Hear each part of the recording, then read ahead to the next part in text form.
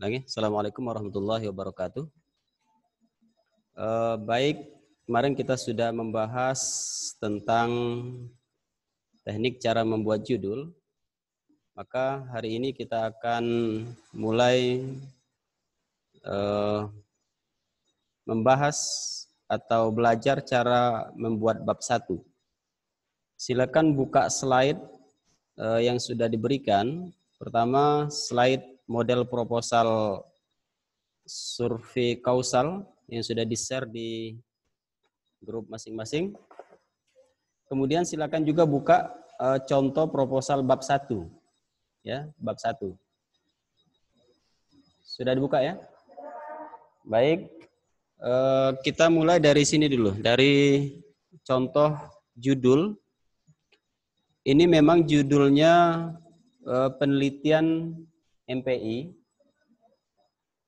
tapi nanti bisa dikiaskan atau dianalogikan dengan judul ekonomi syariah ataupun juga nanti prodi PAI. Itu pun bisa dikiaskan. Karena metodenya menurut saya kalau pengantar untuk Matlit Kuanti ini sama seperti itu. Kita contohkan judulnya adalah pengaruh motivasi berprestasi. Ini disebut dengan variabel independen atau yang disebut dengan variabel bebas atau yang di dalam istilah PET analisis namanya variabel eksogen. Itu sama itu artinya, ya, bebas, independen itu bebas. Kemudian iklim organisasi ini juga sama, juga variabel independen atau bebas atau eksogen.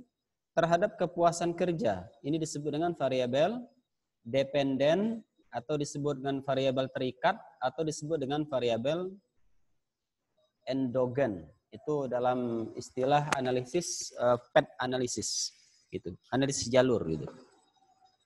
Nah, ini sengaja memang hasil penelitian meneliti di 16 perguruan tinggi yang ada di Provinsi Jambi. Ini kita ambil contoh saja gitu. Respondennya adalah dosen di perguruan tinggi swasta di Provinsi Jambi. Nah, ini simbol variabel karena kita dengan judul pengaruh maka disimbolkan X1, X2 dan X3 ya. Kemudian bab 1, untuk bab 1 ini hanya 5 poin ini saja. Jadi jika Anda selesai menulis 5 poin ini, maka selesailah bab 1 gitu. Tidak sulit ini. Asal mau, ya kan? Apa yang dibahas pada latar belakang masalah, ini kan latar belakang masalah, identifikasi masalah, pembatasan masalah, rumusan masalah, tujuan dan kegunaan penelitian. Nah, pada latar belakang masalah di bab 1 itu membahas alasan faktual mengapa memilih X3. Itu yang kita narasikan dulu di latar belakang masalah itu. Jadi apa alasan-alasan yang menjadi titik pokok sentralnya X3 itu, sehingga kita memilih X3 itu menjadi variabel dependen. Nah, gitu. Nanti kita contohkan. Yang kedua, apa kaitannya dengan variabel X1 dan X2? Nah, paling tidak ada 2 poin ini yang harus terpenuhi pada latar belakang masalah. Ini mengapa memilih tempat penelitian di tempat itu biasanya penutup sebelum mengakhiri narasi di latar belakang masalah. Seperti itu. Coba Anda buka bab 1, kita langsung mencontohkan. Tadi petunjuknya apa? Membahas alasan faktual mengapa memilih X3 variabel dependen sebagai bahan kajian dalam penelitian. Maka dalam contoh seperti ini. Jelas ya? Maaf, belum saya share. Saya tutup dulu.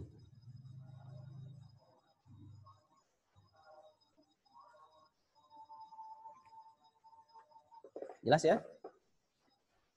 Baik, ini latar belakang masalah pada bab 1.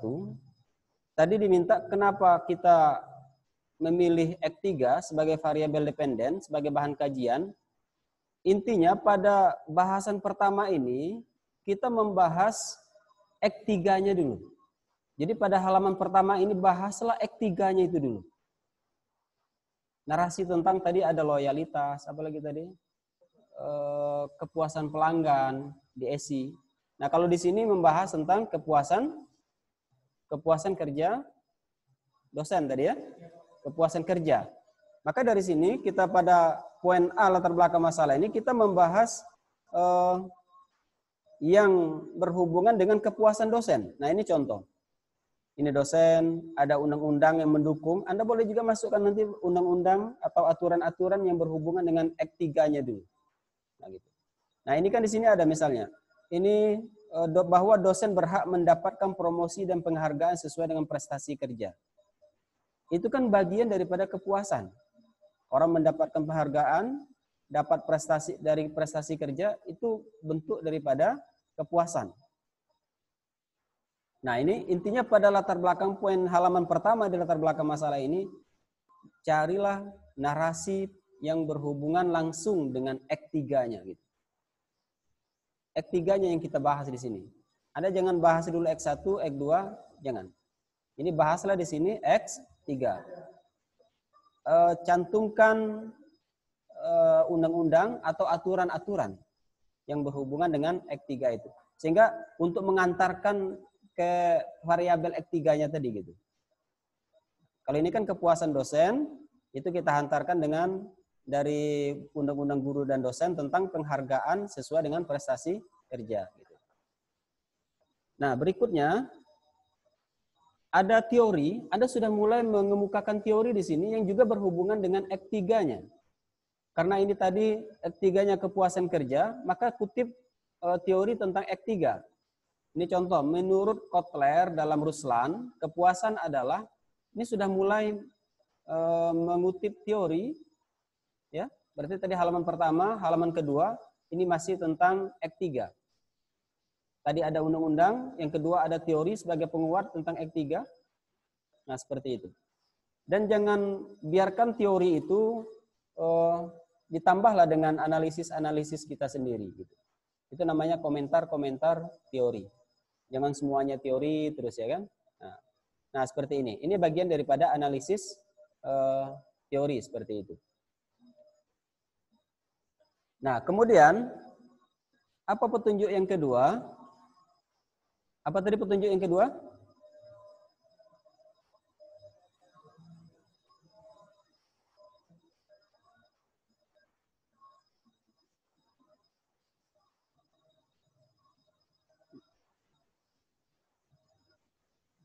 Lagi bermasalah apanya ini?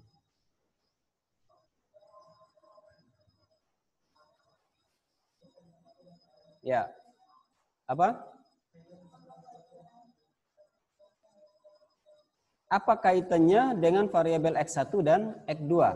Oke. Nah, sekarang kita contohkan apa kaitan variabel X1 dan variabel X2. Dalam contoh,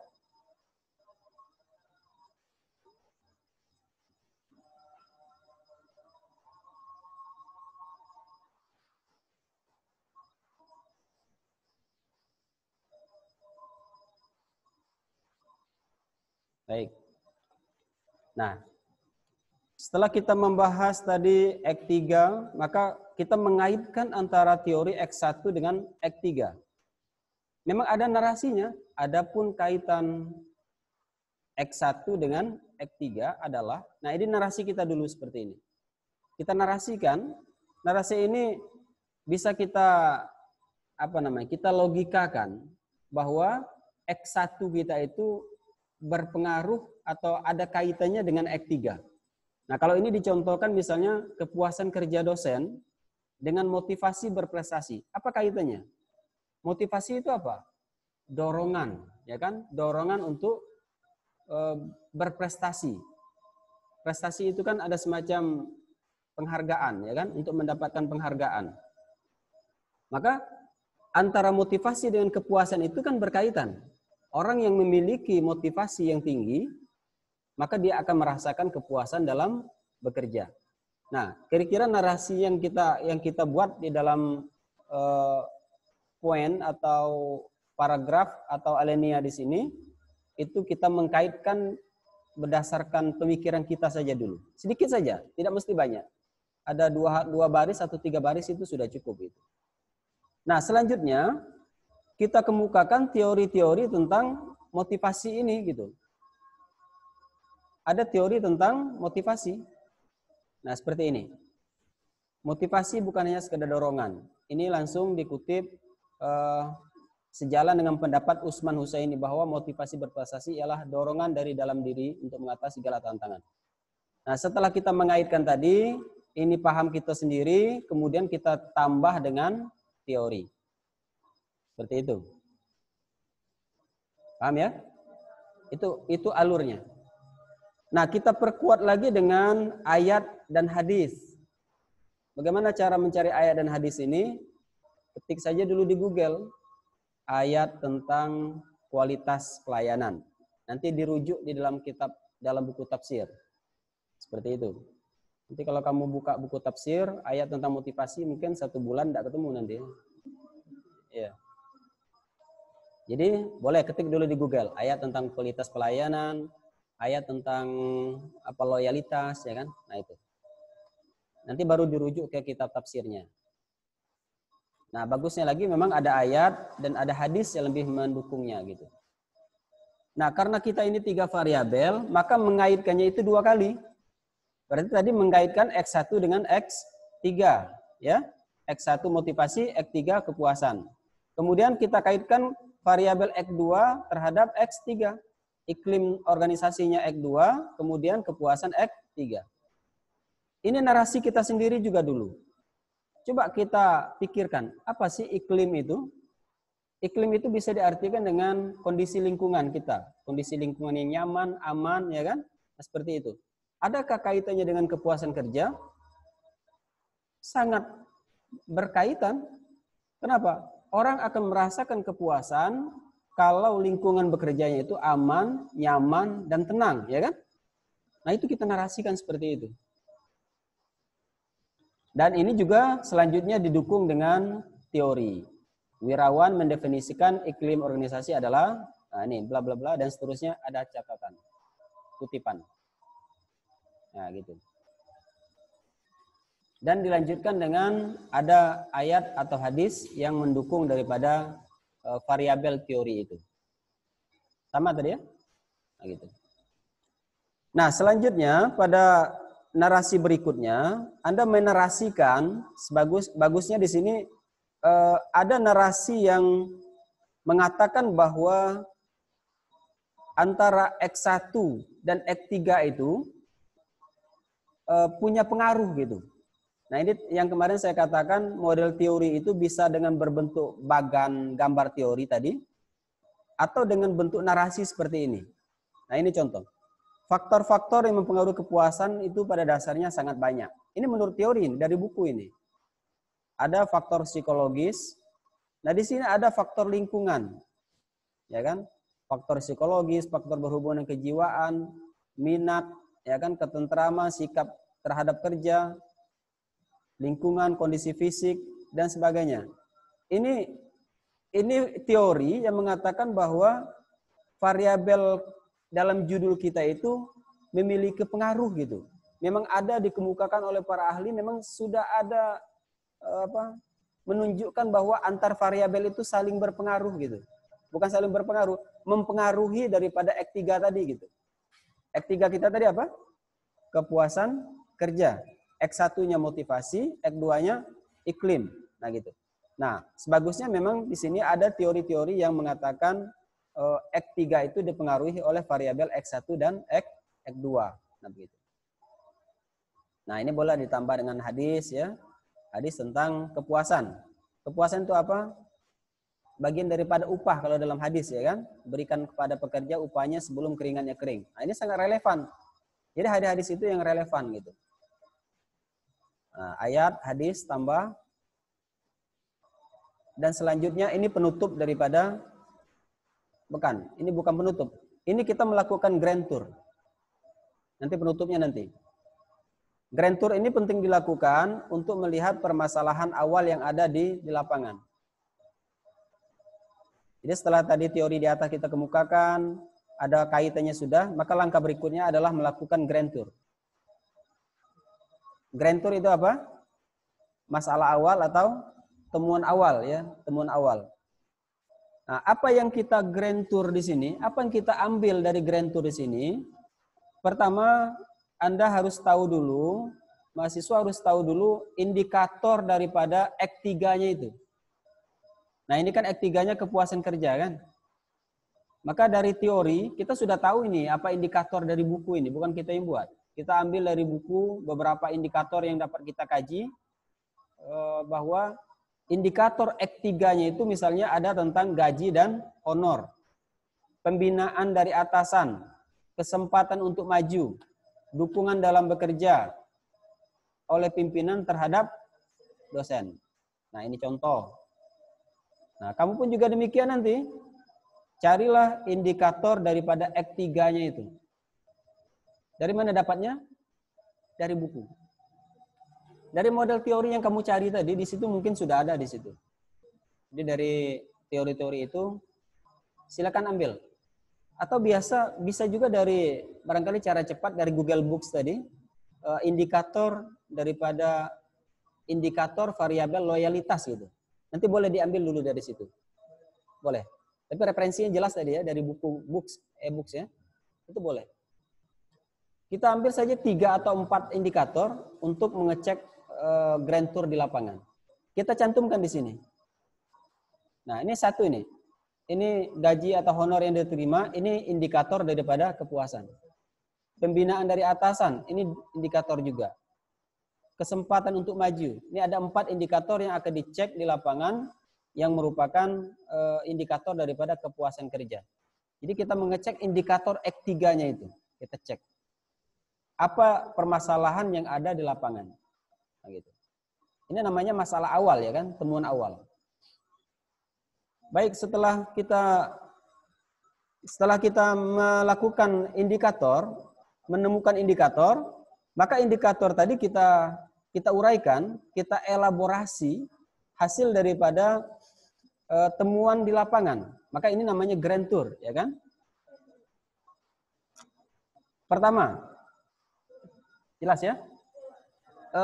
Ini kita akan membahas tentang indikator yang pertama tentang gaji honor yang diterima. Maka kita elaborasi di sini, kita ambil data yang ada dari lokasi penelitian kita.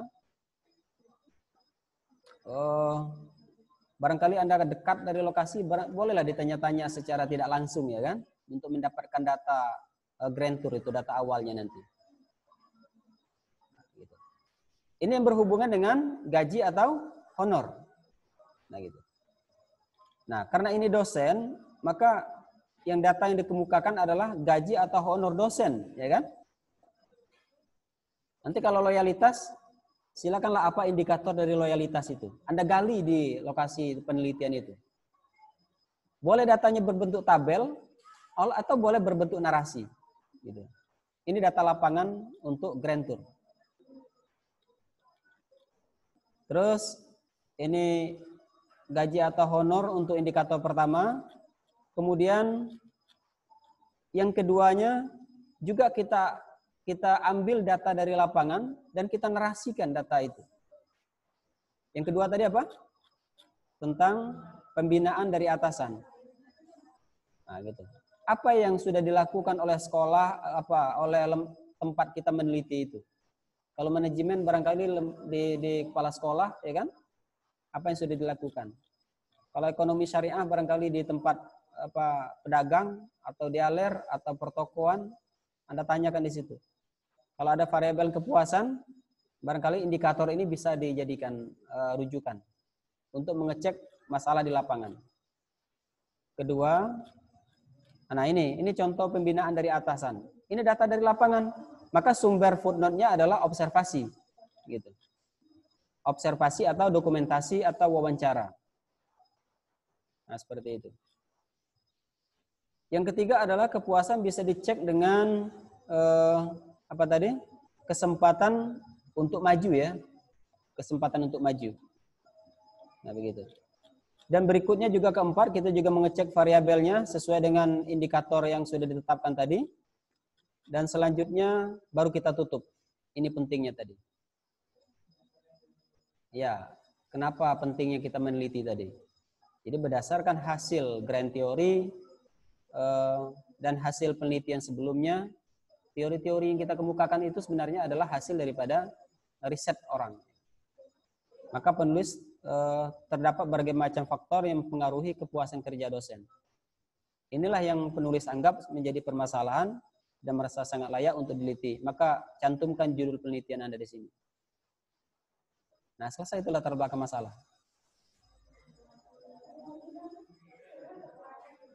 Ya, baru latar belakang masalah.